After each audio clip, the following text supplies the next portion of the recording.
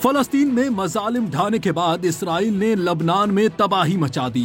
खूबसूरत शहर बैरूत में सेहूनी फौज की बमबारी, बैरूत को मलबे का ढेर बनाने की कोशिश, 78 मासूम लबनानी शहीद हो गए। गैर मुल्की मीडिया के मुताबिक इसराइली फोर्सेस की बैरूत के जनूबी मसाफात में गोलाबारी से मजीद 78 लबनानी शहीद जबकि 122 से जायद जख्मी हो गए। लबनान में शुहदा की मजमूई तादाद 3445 हो गई। 14,599 अफराद जख्मी हो चुके हैं। जनूबी लबनान में हिजबुल्लाह से झड़पों में 6 इसराइली फौजी जहन्नम वासिल हो गए। इसराइली फौज ने जनूबी लबनान में अपने 6 फौजियों की हलाकत का एतराफ कर लिया। रूस, मिस्र ने लबनान और गजा में फौरी जंग बंदी का मुतालबा किया।